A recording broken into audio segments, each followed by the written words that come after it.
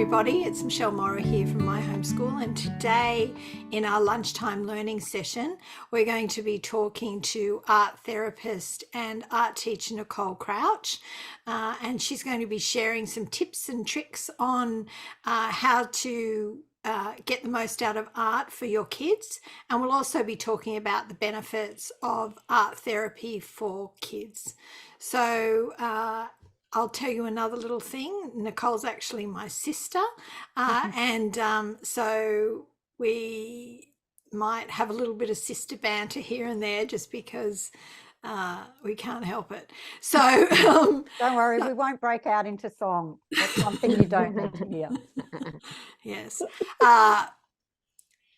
So let's just start off with you telling us a little bit about your history as an art therapist and art teacher, just so people can see where you're coming from. Okay, so hello everyone. It's lovely to meet you all. I can see some faces, but not all faces. So I have been doing art since I was a little kid, really. So it really starts from there, but I'm not going to go on and on about that. I've always loved art, and I've always found that doing art has been for me personally a release in itself, and just being creative. So my journey's been that I was actually an art teacher at high school. So I went and did a Bachelor of Visual Arts and a Diploma of Education, and was teaching art. So I've been teaching art I'm in my 50s now, so over 30 years. But in different forms. So one thing that I really loved with teaching was I actually preferred to not teach in schools, because I liked the connection with the kids as well. It was something that was really important to me. So over the years, I've taught homeschoolers where I've gone to their house, and we've had groups of like 8 to 10 kids, and we've done teaching that way. As far as art therapy goes, I was certainly someone that was never, when I painted, I wasn't someone that was an emotional painter, or you'd look at my artwork and you'd go, people would say, oh, what does that mean? I'd go, a bird. It's a bird. There was no meaning in it. There was nothing. I didn't even understand that art therapy could actually have this therapeutic side to it. But when I got I think it was about in my 30s, I started doing art, and I started doing it at a church, actually, and just doing it with kids and doing it with adults. And I started realizing, because we just kind of paint to music, and I started realizing, oh my gosh, I think there's something more in this than what I ever thought it was.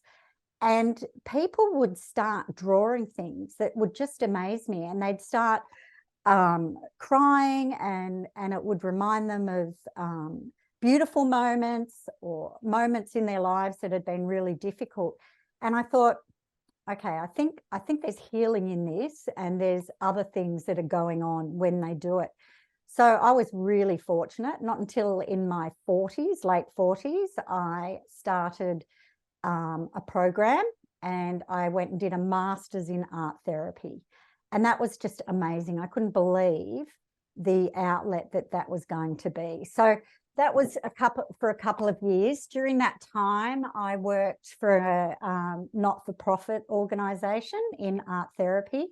So it was where you would, it could have been children or women that had experienced trauma, and I would spend time with them and do art. And it was a release that would happen in that place. So art's one of the things that quite often people can't, they don't want to talk about their problems, or they don't want to share what's really going on. But I can't give you the scientific evidence of how it works, but I can tell you it really works. But it's a matter of having the right people in place around you to help facilitate the healing process, and to help kids in different situations. So is that enough information for now, Michelle? Can't hear you. Yeah, I think we'll get to more examples soon. So can you just talk about the types of things that you use to make art therapy happen? Like, do the people just draw a picture, or do you guide them? How does it work? So you can do it a couple of different ways.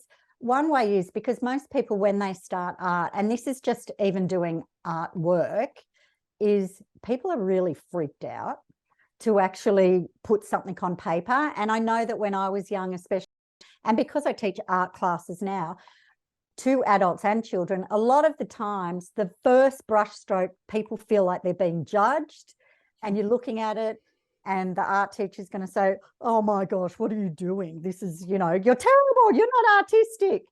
Anyway, it's not actually about that. So what I would do is we sit down, and sometimes I'll just put music on, and you can do that at home yourself. You could even try it today if you wanted. So you'd put music on, and I would just put a whole lot of materials out, and I would say, just draw what the music's saying. So not even doing an emotion, but just listening to the music and drawing it. And that's what I actually do sometimes in my art classes, which aren't art therapy, but I really think art is art therapy no matter what. And even now, a lot of the kids that I have said to me, I want to do that. Let's do it. Can you put music on, and can we just draw? And so even this term, I've actually done that with some of the kids, and they love it. So it's a really simple way to get kids putting something down on paper without having any pressure to actually produce anything, because some of the stuff that comes out of that place, it's wild. So I would put glitter down, crayons, paint, glue, paper, textures, whatever it is. And the kids just start listening to the music and they start drawing. They don't often know. Sometimes I just say, just do colors. If the song sounds like a color, just do a color. And they'll just draw these things. And of course, if you've got glitter, which I'm sure all of you have used, and if you haven't, you need to be outside for glitter. I have an art studio, so it doesn't matter, but I can now, I love glitter. My husband hates glitter. But it will be everywhere. It will be in their hair, on their hands, on their faces, because as soon as they get hold of that glitter, that is the main thing. So that would be one thing that I would definitely, you've got to control the glitter. Top tip. Because it'll be everywhere. Now, I just put in the chat Nicole's website, which is artforkids.com.au, but the first time I put it in wrong with an S. So it's actually a Z, isn't it? Artforkids.com. I just put it in there again. So she does have art classes that she runs that you can sign up for. She also has a few online courses that you can buy that have particular themes, but we can talk about that again at the end.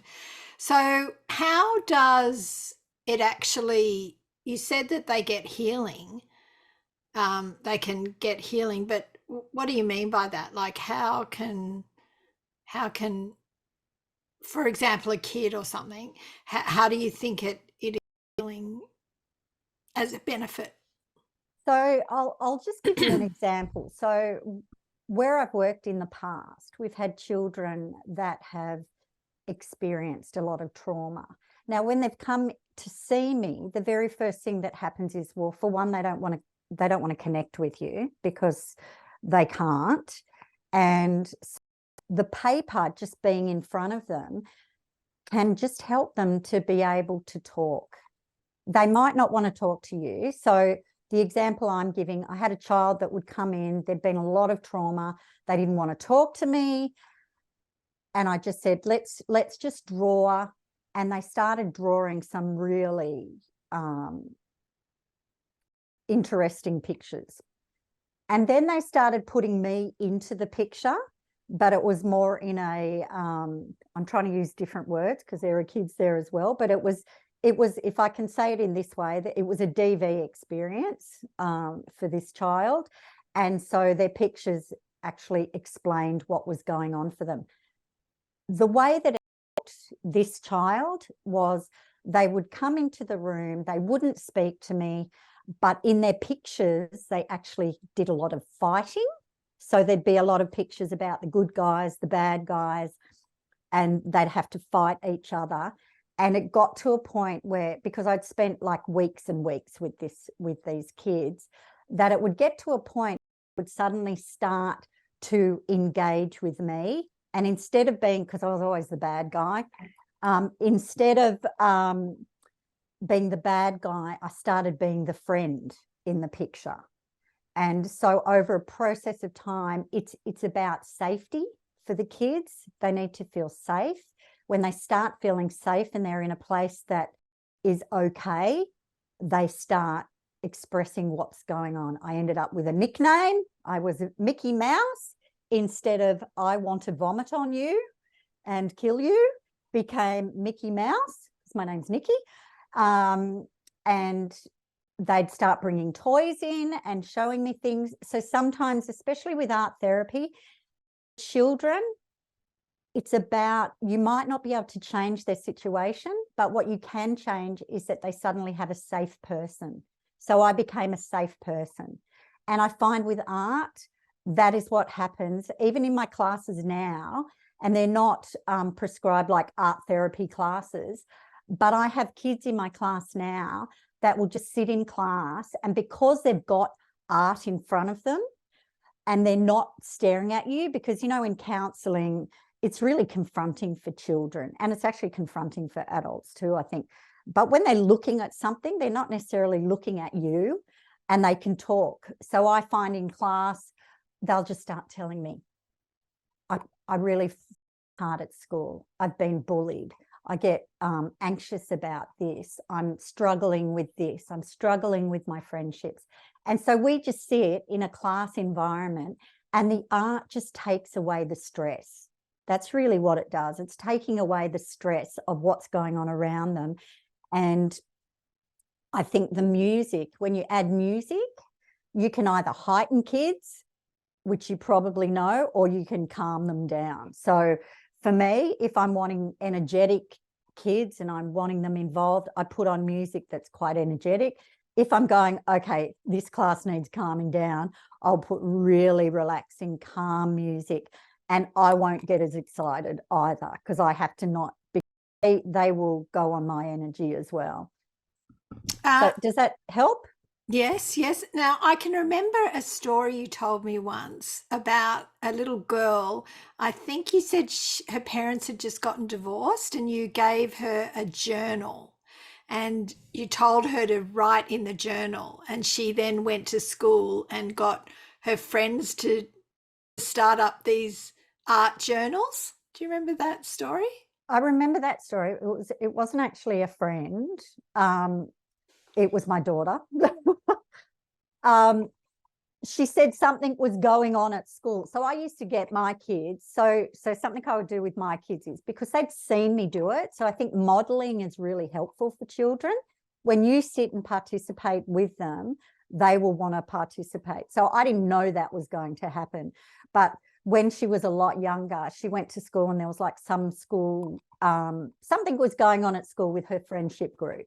So she ended up saying, okay, what we're going to do is we're all going to get some paper, and we're going to draw what's going on, and we're going to draw our feelings.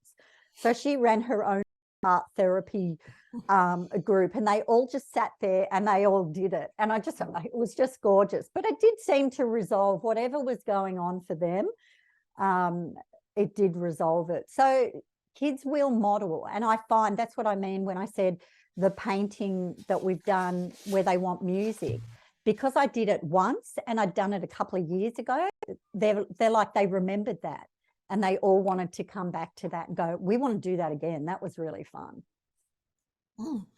All right, so let's just talk about making art happen in your own home. So I have no art skills, and so as a homeschool mum, I relied on books or my sister to help me get some art stuff happening. But I've actually got three really artistic kids, and so it doesn't mean if your art disabled like I was, that you can't produce art kits. And I would still have a go, even though my koalas, when we'd go on a nature walk and I'd try to put a koala picture in my nature journal, all my kids still laugh about my attempts.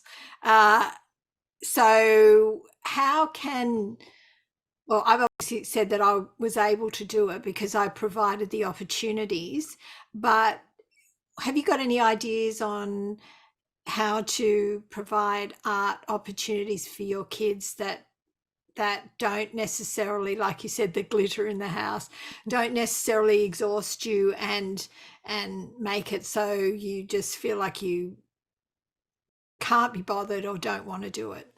Yeah. One of the really good ways, well, for a start, whatever they do is not going to be wrong. So I think kids right from the start feel like if I'm going to do something, they judge themselves instantly. It happens all the time. So one of the big things that I often would say to kids is we're not going to do it because we're all at different levels. But one thing that I would do is outside art. So what you can do is you can just get like a piece of wood, you know, like and use it as a board. So, I mean, this isn't wood, but, you know, just use it at that, put a piece of paper on there, give them some crayons and just say, I just want you to draw the trees. And you can get little objects. So maybe get some of their toys and hide them in the garden and say, okay, we're going to go outside and I want you to pick a spot and you're going to draw something. So something that interests them. And so when you're outside, and sometimes what's really good is you give them a time limit, which is what I do with the kids. Sometimes I'll take them outside and I say, you have 5 minutes, go. And then I stop it. And so, and then I'll say to them, okay, you can only use blue. Okay, we're going outside and I want you to just do blue and you're only going to do one leaf. And then I'll do the timing thing. So I find sometimes if you give them the time constraint, they don't have time to think and they're not going to be judging themselves. So sometimes I'll go, oh my gosh, that was a disaster. But sometimes I've found, especially with kids that are real perfectionists, they find it hard because it's hard for them because they want a rubber and they want all the different things. So you don't give them rubbers. You say, no rubbers today. We're just going to do that. So that's one way. That's a really great way. And start off with materials that are really easy to pack away. So I would not be starting off with glitter. If you are, as my sister said, artistically challenged, don't use things that are going to be hard. Sharpies are fantastic. So Sharpies What's are a textures. Sharpie? All right. So in my display here, Sharpies are fantastic. They are so good to use. They're such bright colors. And I would just put down like a piece, even if you just put a piece of newspaper, so you don't have to cover the whole table, put a piece of newspaper down, piece of paper, give them some Sharpies. Watercolor paints, you know, just the palettes, they're really easy. I wouldn't be getting acrylics out. I wouldn't be doing any of that until you're more comfortable and really until you know what the kids can do. So if I start Oil with pastels? oil pastels, so that's crayons. Mm. So oil pastels are great, but the cheapo crayons are no good, are they? No, they're great. I use the cheapo ones are actually better, I find, because they're oilier and they work better. So the wind up ones? Not the wind up ones. No, you know the ones they want to peel off. I have got some. I'll grab them in a sec. But yeah, Micador or something. Yeah. They're really good. And one of my tips would be the kids want to peel the paper. It's something they just want to peel all the paper off. And that's when you end up with a box of crayons that are all dirty and grotty and they've got it all over their fingers. The thing is, you say, keep the paper on, because if they keep the paper on, it keeps them clean, keeps their hands cleaner. And always just have like a rag or something that they've got that they can always wipe their hands off, and just encourage that constantly. And then they'll eventually get the hang of it. of actually cleaning after they do stuff. So would this be for high school as well? Yep. High schoolers can use those.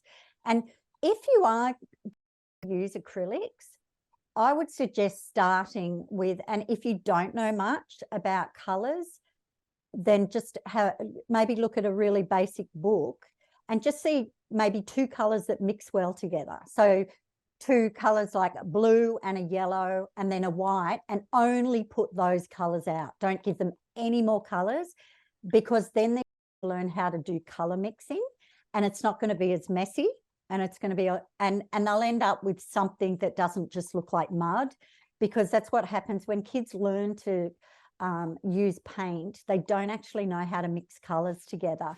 So that's a great way that you just teach them right from the start. We're just going to use the primary color, yellow and red. And as they start using it and you introduce the white, they start going, oh my gosh, this is making orange. Oh, look, I'm making more yellow. Oh, look if I do this. So it's a really simple way of a really simple lesson that you're not painting a tree, you're not painting anything. You're just getting them to try different colors. Okay, so 2 things. I can think of a book, and it's a golden book called The Color Kittens. Have you read that, Nicole? It's about these kittens. I remember that one. Yeah, they tip over paint, and and eventually everything just is brown. Yeah. But it's okay. So you're saying all you mix the colors and get that, but that's because you've got the knowledge. Yeah. And you know that that's something to do, but most of us would probably just go, oh, okay, well, what do I do next? Like, what other colors? So I know that I always had art classes for my kids, at least 1 term of each year, and it was usually term. We went to an art gallery or hired an artist, and we organised a bit of a co-op thing where we would run art classes just for 1 term. And I think kids really benefit from art classes because experienced teacher who can do it. And so even though we can DIY at home, I know you run art classes. Can you just tell us some of the types of art classes that kids could get, to, for the parent who can't naturally think of, you put yellow and blue out? Can you just say that question again? Well, just the end bit. Well, I mean, I can't think of putting just yellow and blue out and getting them to, mix colors. I had to go to an actual artist who sat down and taught us all how to mix colors. Yeah. And so can you suggest how the benefits of having an art teacher? So I know that you have some online courses that sort of teach stuff like that, but how, art classes can be really good. Can you just talk about the sorts of things that art class can do that can develop a child rather than just mum at home trying to think of everything? Because I think art is a great thing to outsource. Even though we feel like we can do it all at home, art is a great thing to outsource. So can you just talk about that? Yeah, I think having an art teacher, the thing that happens is it helps kids build their confidence and know that when you're in a class, you get to see everyone's art and realize that everyone's different. And I think that's such a benefit, because for kids, feeling like if they're looking at a YouTube clip or they're doing something like that, they've got to get it right. So always looking at the lines and how to do it right. Whereas when you've actually got a teacher, you can, so for me personally, when I teach the kids, I can see what skill level they're at, what will help them, what will build their confidence, and what they might need, and the challenges that they have but also what I can do to grow them further. So some kids will come and they're extremely skilled already, but there's always more. So that's really helpful, I think, in that environment. Another thing is you can do the YouTube clips and they're fantastic. I mean, I've done stuff like that myself, but have the other kids in the class. And one of the things is that community where they all get to know each other. And even yesterday, it was funny, I was talking to the kids in my art class and I said to them, you know, you guys are so different from the first day you came. You were so quiet. No one spoke. And yesterday, you know, when I talked about you need to put the music down to calm the kids down, they were having so much fun. They were singing all the songs, they were talking, chatting. And I think that that's something that's really beautiful when you actually have an art class, and they build each other up as well. Because one of the things that that's really important to me is the confidence. It's not about whether they get the art right. It's about them just giving it a go, trying something and seeing where they're at, because everyone's skill level is going to be different. And some kids, you can cater to the kids that might like different things, that might not fit into that structure of this is how things get done. So in a class environment, I know that I can accommodate for different kids. And I know that one kid won't want to use paint. They're going to want to use newspaper instead. And I've had that where I've had to tailor towards a child instead of going one size fits all, because one size will never fit all. We're different. So that makes me think about the people who say, well, art's creative and we shouldn't sort of put limits on them or make them have, you know, a structured program. We should just sort of let them express themselves however they feel. Don't you think art, I don't actually think this, but don't you think an art class might sort of limit them in some ways? Or do you think it's really, I suppose the question is, how helpful is actually learning techniques, or do you just vibe it? I don't just vibe it. I think learning techniques is really important. One of the things for me was when I was at art college, I was a terrible drawer. I was in art college and I actually had the teachers that said to me, if you don't improve, you're out. And that freaked me out. And so I suddenly started drawing because I was a bit of just do it and I'll vibe it. It wasn't until I started learning the techniques, I could then go and vibe it. As you say, I've never heard you say that, Michelle. That is weird. That's what my kids say. Yeah, kids say. I feel a bit vibey today in my outfit. So I think that technique is it's actually really important. And I think once they know the technique, because for me it was my drawing skills were terrible. And so I really had to learn from the basics. So I was definitely not one of those people that could just draw. I had to learn by doing shapes. So I teach my kids that way, that we do shapes first. And so I learnt that through shapes. Now, some kids, I was not one of them, but some kids can pretty much pick up a pencil and draw straight away. Don't know how that happens. I've actually got a daughter that is a bit like that I look and I go, you have to plan. Like, why are you not planning? And she can just do that. But I was never one of the kids. Now I can, but I still need technique. So once they get the technique, that's where the creativity then comes in, because they know the technique. They know how to mix the colors. They know how to do, perspective. They know how to do shading. So what do you think are the main techniques people need to learn? I think drawing skills and learning how to use the materials, and not assuming people will know how to colour mix, because that's a big one that we think You don't actually have to teach that. Like you said, Michelle, kids, you know, well, how do you do that? Well, you know, I've realized because of all the teaching that I've done, actually kids don't know how to do that, you know, and a lot of adults don't. So when I've taught adult classes, they actually don't know how to mix. So I have to walk them through how to mix colors, and we'll do lessons. Sorry, Nicole, do you mean choosing the colors to mix to make another color? Yeah. Oh, okay, right. Yeah. Yeah. And or putting colors together, you know. So sometimes I will say, what color do you think?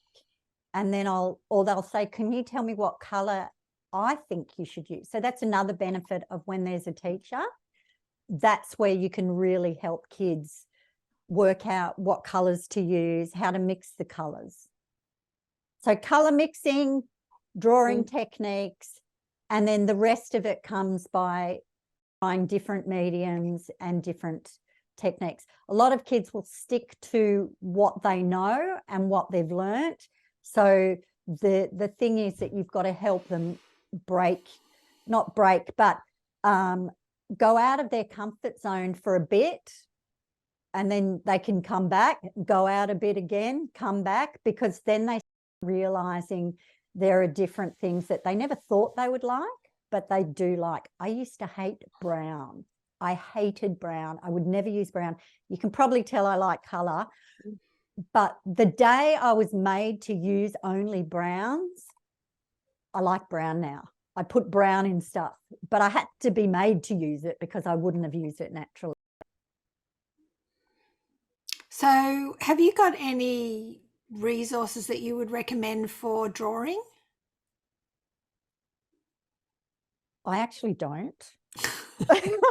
So when my kids were little, we used to have those hardcover books. I'm wondering, when you were saying that you start drawing with shapes, I just remember, like, if you wanted to draw a koala, they had step-by-step instructions. They're like ring bound with a hardcover. I can't remember. I'm sure we still have them because I think we did pick the drawing one. Yep, Yeah, I lied. That is the exact books that I do. Okay. Sorry, I was thinking, do I have any? No, I don't have any. Because they're really, I thought they were really so good. good for kids. Well, do you know what they're called? So good. I'm gonna. Oh, okay, you've got one, Nicole. Good. I do have one, but I'd have to move from where I am. But they're like how to draw an animal. Yes, yeah. And there's some how to draw a dolphin. There was a dolphin, and they were broken into like animals, you know, plants, and you see them at Aldi sometimes. Yeah, they are like $5. I have to say, if you're wanting, and I do use them, I use them all the time. So that when you said that, I'm thinking, no, I haven't written a book on how to draw an animal, how to draw. Those are perfect. So the shapes. They're shapes. So they start with shapes, and they can be hard. So it's really important to get age appropriate. So I wouldn't get like a airplane and give it to a kindergarten child and say, draw this. There are ones that are really simple. So look for the most simple, and then they go through stages where they advance more. And you'll be able to tell, because you can take your kids to the shop and say, what one do you like? And that will probably just be the guide. So really simple shapes first, and then you can progress into the ones that have a bit more going on. But probably the only thing I feel confident drawing is a flower, because it's a circle with a circle and a circle and a circle and a circle and a line and two ovals. But yeah, I think shapes. You can draw more than that. I've seen more. I can draw a stick figure, circle and a line. Okay. What about? Okay. Could you tell us a bit about your art courses that you've got, because we're getting close to finishing up. So what sort of art courses do you provide? So the art classes that I provide, one of them would be, so there's an oil pastel one, which I do, which does actually have some of the color mixing in it as well. And it shows you how to use oil pastels in a different way. A lot of people don't use oil pastels. They are one of the best materials, and they are the cheapest of materials that you can use, and you can blend with them, and you can do lots of different things with them. And they're not too messy. And they're not too messy, and they pack away easily. So they're a really good one. So I do ones that are really, so I do a continuous line, which is really fun. You could do that with your kid. What does that mean? So a continuous line means that you actually can only stare at the person in front of you, and you can't take the pen off the page. It takes away, like, you know, when I was talking about that judgment where you feel like you're not drawing something good.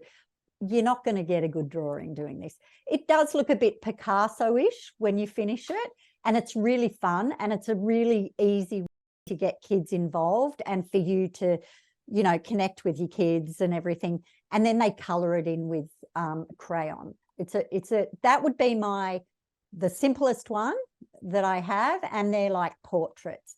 And in that one, I do have different ways where you could do it just using tertiary colors, or you could use secondary colors. So that's another, so doing it that way. I have another one, which is a Matisse one. I'm just going to grab it.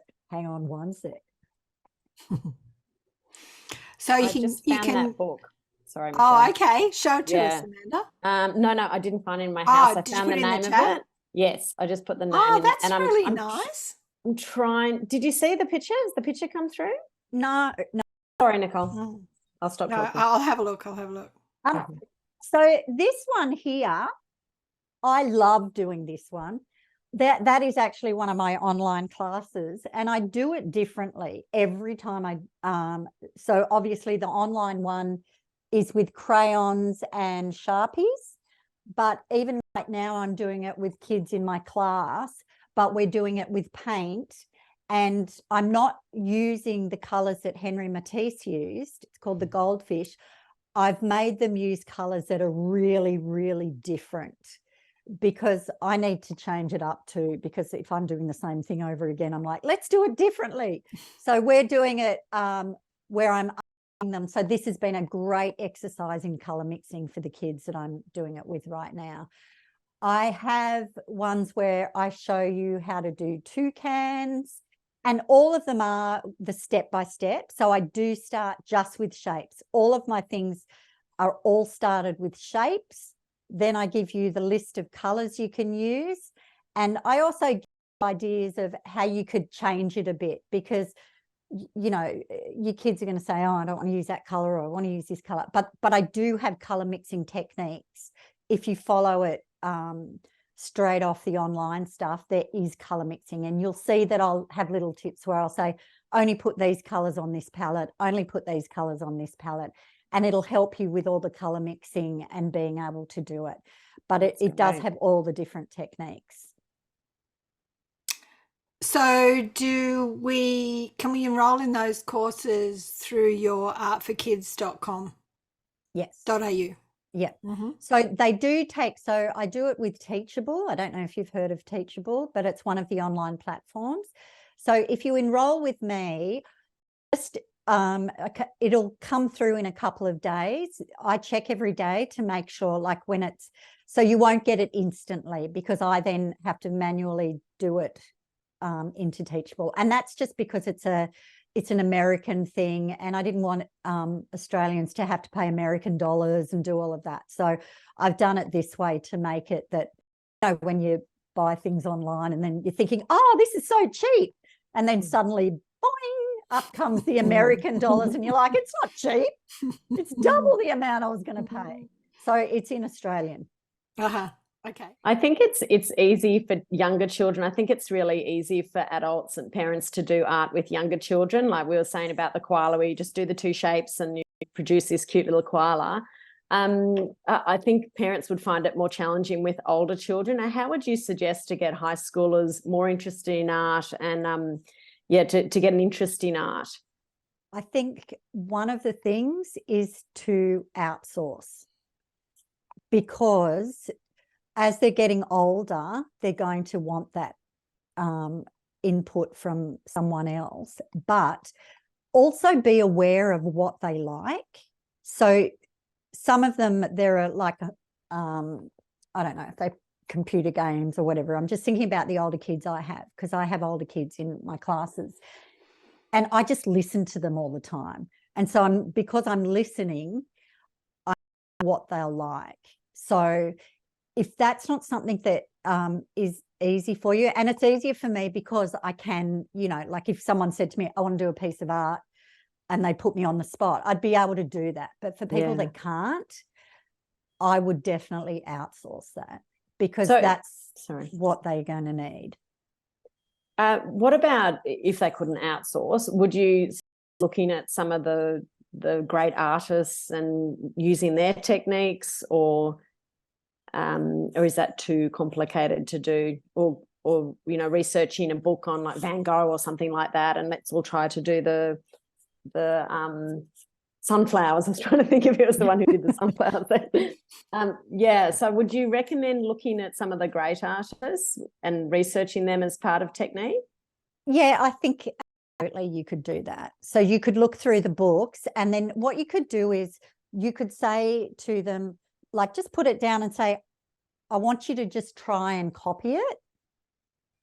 And that way, so some of the things that I do as well is, so if you look at this picture here, because some of the ideas that I have, because I do run out of ideas, it doesn't just keep coming. I'll look on like Pinterest or something like that, and I go, I think I kind of like that. I might try and do that.